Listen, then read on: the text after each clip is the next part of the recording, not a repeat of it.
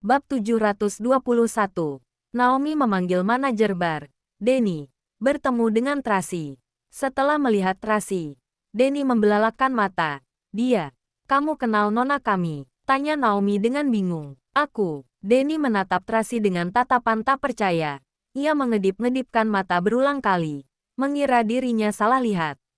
2 tahun lalu, jelas-jelas ia dengar dari Windy bahwa terjadi sesuatu dengan Tracy dan Bibi Juni. Mereka sudah mati. Ia tidak berani banyak bicara dan tidak berani banyak bertanya.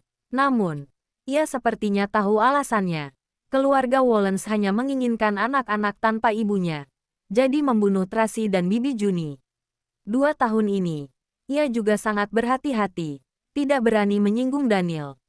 Daniel juga tak pernah datang lagi ke bar Kaisar. Jadi, ia masih menjadi manajer di sini dengan aman. Hari ini, Daniel tiba-tiba kembali. Ia menyapanya dengan hati-hati dan segalanya baik-baik saja. Kemudian, Naomi mencarinya menanyakan ruangan hitam emas itu. Ia ingin mencari alasan untuk menutupinya. Tapi Naomi mengungkapkan identitasnya. Denny tahu mereka adalah orang besar. Tidak boleh disinggung. Jadi, ia bermaksud menjelaskan kepada tuan mereka secara langsung. Tak disangka, Nona Moore adalah Tracy Smith di tahun itu. Denny bertambah bingung. Kenapa Tracy tidak tahu siapa pemilik ruangan itu? Malah meminta pengawalnya mencari tahu. Kenapa? Naomi memandang Denny dengan bingung. Tidak apa-apa. Denny adalah orang berpengalaman. Otaknya berputar sangat cepat.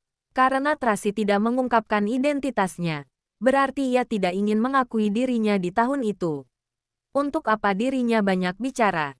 Jadi, ia berpura-pura tidak tahu apa-apa dan maju menyapanya dengan hormat.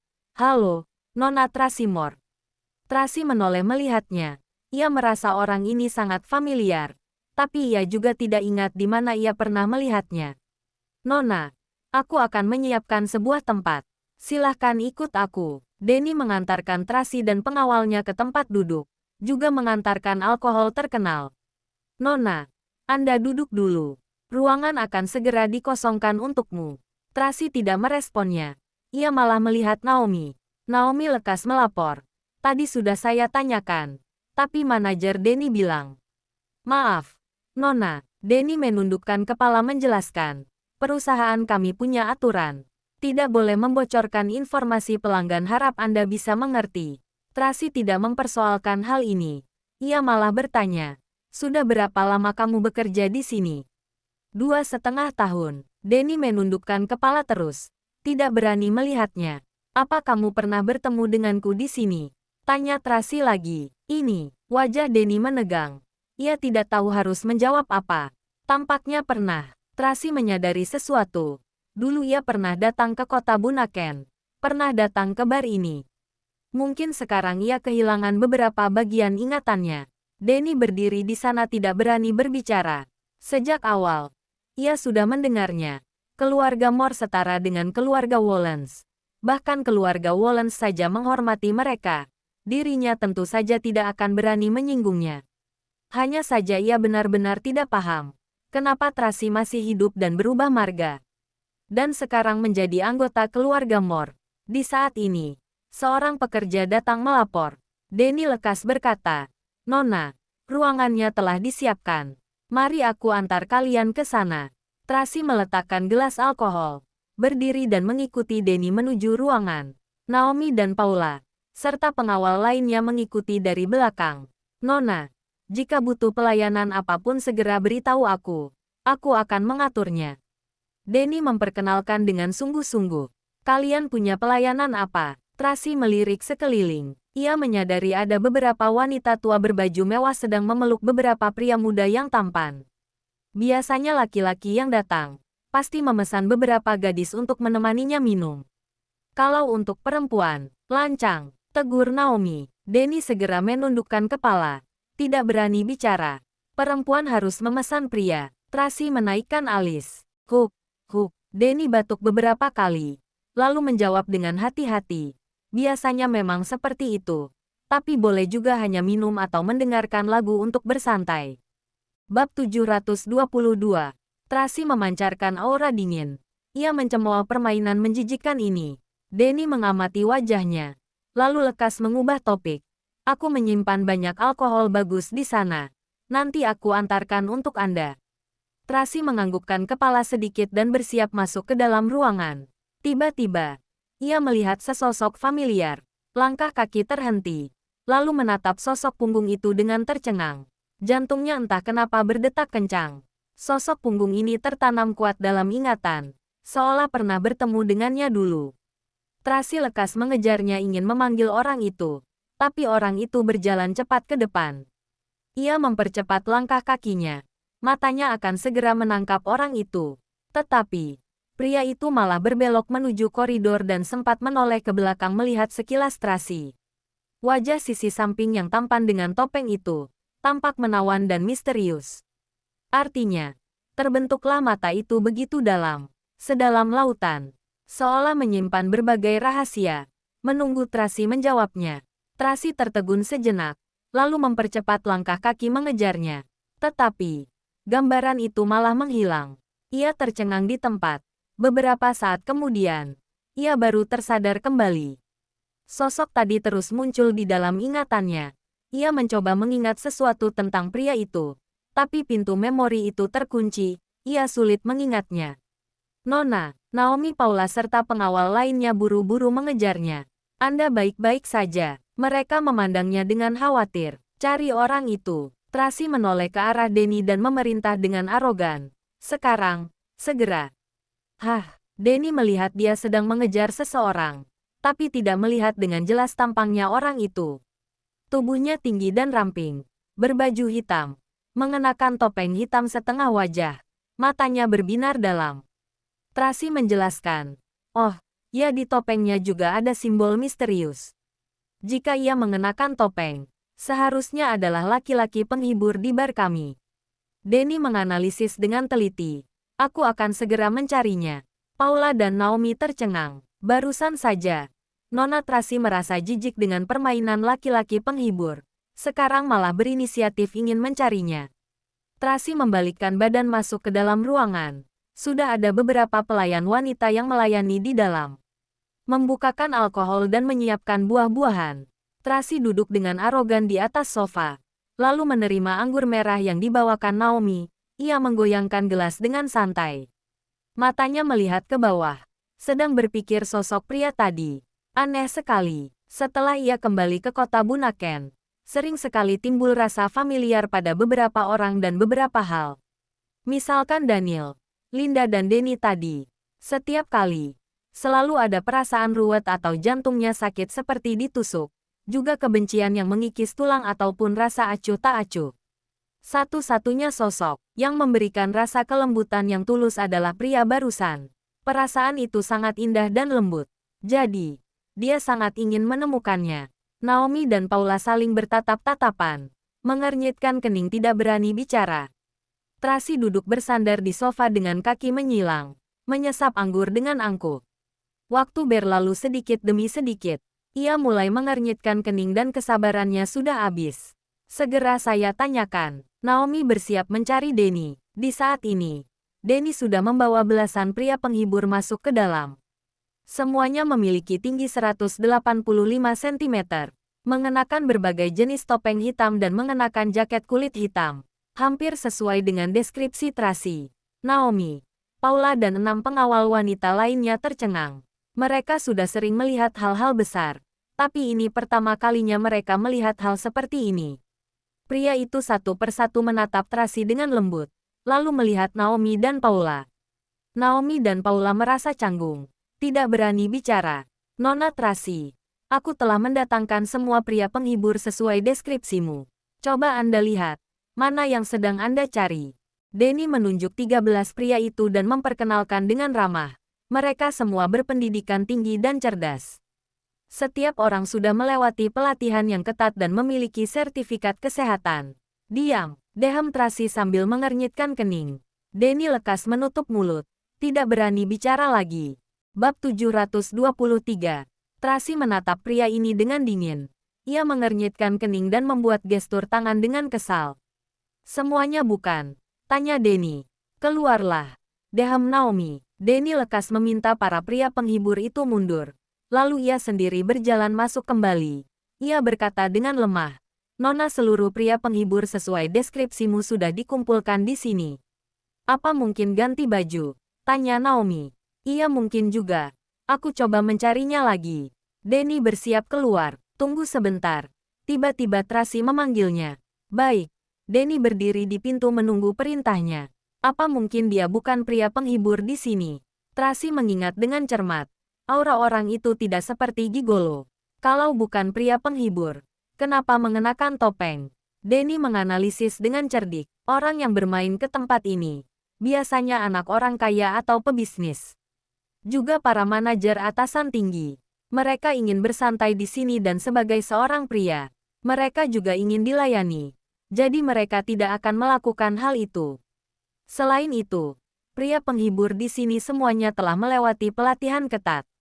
Setiap orang memiliki kelebihan dan gayanya masing-masing. Beberapa dari mereka bahkan tampak tidak seperti pria penghibur, melainkan seperti seorang presidir yang dominan. Pakaian itu, ketika berbicara Denny mengamati ekspresi Tracy dengan hati-hati. Ia takut Tracy marah. Tracy hanya melihat ke bawah sambil menyesap anggurnya. Ekspresinya dingin. "Cari lagi." Naomi memberikan isyarat tangan. "Baik." Denny lekas melaksanakan. Tracy lanjut menyesap anggurnya. Ketika satu botol alkohol sudah mau habis, kesabarannya sudah habis. Ia melempar botol itu dengan keras. Prang.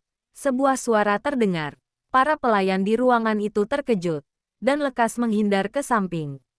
Tracy menggunakan tisu basah, mengelap tangannya, kemudian mengambil jaketnya dan bersiap pergi. Naomi dan Paula serta pengawal lainnya lekas mengikutinya. Baru saja berjalan beberapa langkah, Denny membawa pria penghibur mendekat.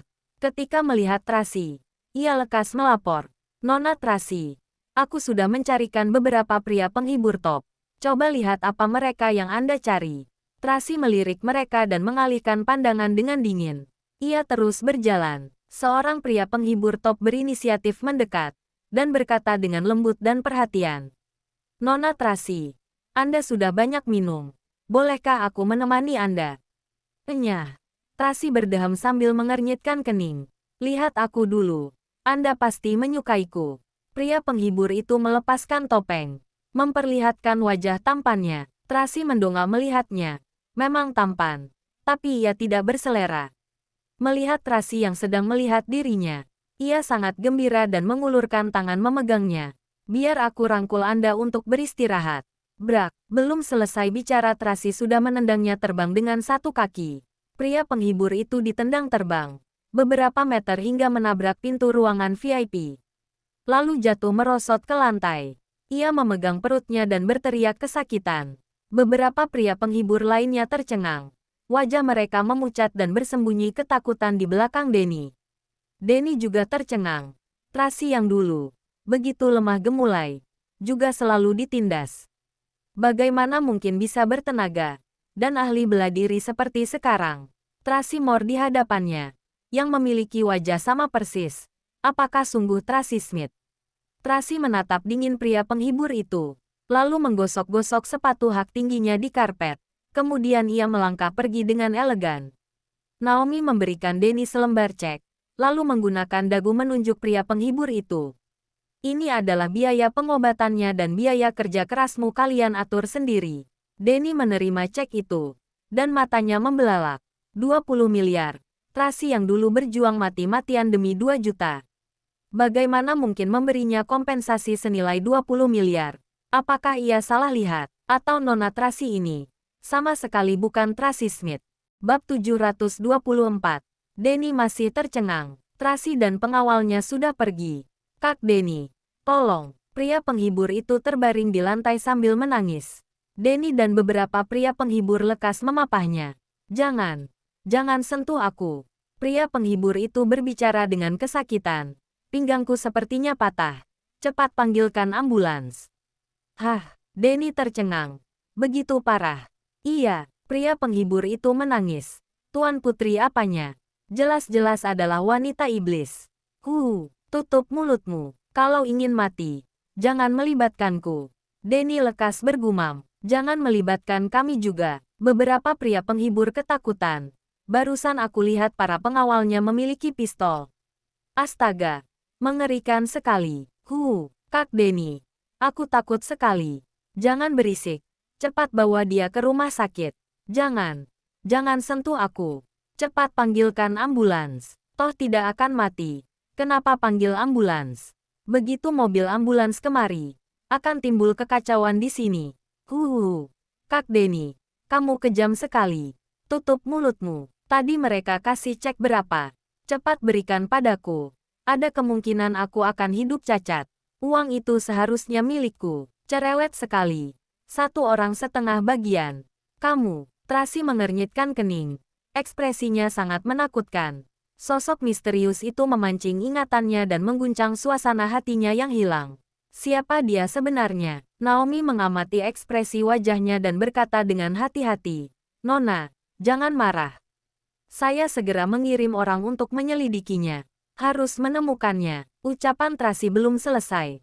Tiba-tiba ia tertegun. Tak jauh dari sana, terlihat sosok familiar itu. Bukankah itu dia, Nona? Mobil sudah siap. Pintu depan terlalu banyak orang. Kita lewat pintu belakang saja. Tracy tiba-tiba berlari menjauh ketika Paula sedang bicara. Ia ingin mengejar orang itu. Seorang pemabuk tiba-tiba menarik Tracy. "Wanita cantik, mau kemana? Sini temani kakak minum." "Lepaskan!" Tracy berseru jijik. "Tidak, aku sudah melihat semuanya. Tapi aku belum pernah melihat wanita cantik sepertimu." Pemabuk itu mengulurkan tangan ingin mengusap dagu Tracy. Saat Tracy baru saja ingin melawan, tiba-tiba angin kencang menyapu telinganya dan menghantam orang itu dengan keras. Brak! Pemabuk itu jatuh pingsan ke lantai. Hidungnya mengalir darah segar. Tracy menoleh secara spontan. Ia didekap dalam perlindungan sosok orang tinggi dan besar dari belakang. Ia adalah pria misterius yang berjalan di koridor tadi. Di saat ini, pria ini bagaikan pohon besar yang sedang melindunginya. Mata yang dalam bagaikan laut itu berbinar, menatapnya dalam. Meskipun topeng hitam misterius setengah muka menutupi setengah wajahnya, tetapi Tracy tetap memiliki rasa familiar yang kuat dan rasa akrab. Seolah-olah mereka adalah sepasang kekasih di kehidupan sebelumnya. "Kamu sedang mencariku." Terdengar suara pria yang rendah dan serak. Napasnya menghembus menggoda di sebelah telinganya. "Kamu siapa?" Tracy mendongak dan menatapnya. Ia pun tertegun. Ketika mendengar ucapan ini, tatapan mata pria itu menjadi ruwet. Tampaknya ia sungguh hilang ingatan. "Kurang ajar. Berani sekali kalian menghajar Presdir Lewis kami." Beberapa pengawal meraung mengambil botol alkohol ingin maju menyerang mereka. Pria itu merangkul pinggang Tracy, memeluknya dan memutarnya. Di saat bersamaan, kaki panjangnya juga menendang orang itu. Brak! Beberapa orang itu terbang dan terlempar ke meja kaca tempat duduk. Kaca itu pecah, hancur dan berantakan. "Ikut aku." Pria itu menarik tangan Tracy, membawanya pergi dari pintu belakang. "Nona Tracy." Naomi dan Paula bergegas mengejar. Tracy menoleh memberi isyarat tangan kepadanya. Naomi hanya melemparkan kunci mobil kepadanya, lalu menarik Paula. "Kenapa tidak mengejarnya?" tanya Paula cemas. "Bagaimana jika terjadi sesuatu? Jangan lupa like, komen, and subscribe ya. Terima kasih. Tunggu terus kelanjutannya."